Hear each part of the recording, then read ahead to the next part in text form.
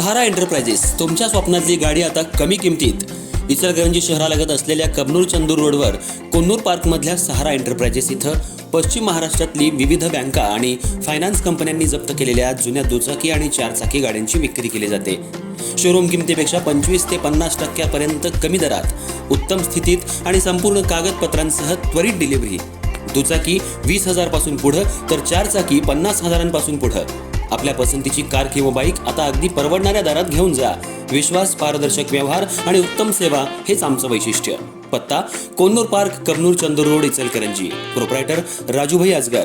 संपर्क 8055810910 आणि 9860785786. सहारा एंटरप्राइजेस, दर्जा, विश्वास आणि बचत यांचं परिपूर्ण ठिकाण.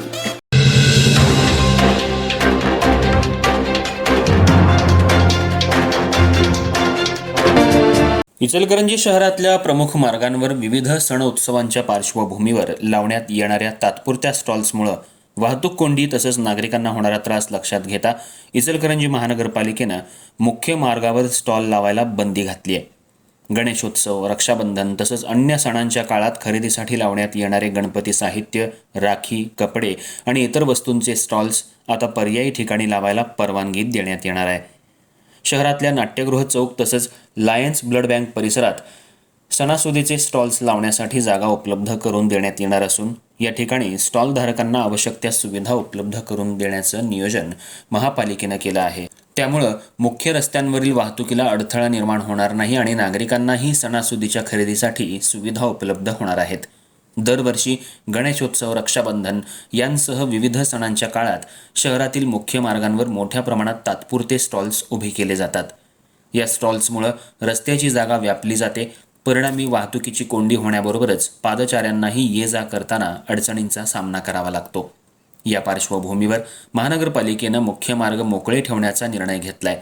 दरम्यान या पर्यायी जागांची पाहणी महापौर उदय धातुंडे, उपमहापौर अनिल डाळ्या तसंच गटनेते विठ्ठल चोपडे आणि स्थानिक नगरसेवकांनी केली.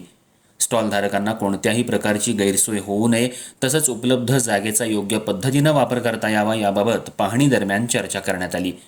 महानगरपालिकेनं मुख्य मार्गावरील वाहतूक सुरळीत ठेवण्याबरोबरच सणासुदीच्या काळात स्टॉलधारकांना व्यवसायाची संधी मिळावी यासाठी पर्यायी व्यवस्था केली आहे.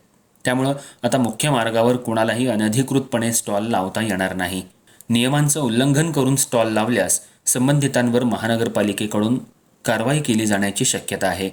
या निर्णयामुळे सणासुदीच्या काळातील बाजारपेठेला शिस्त लागण्याबरोबरच शहरातील वाहतूक व्यवस्था अधिक सुरळीत व्हायला मदत होणार आहे.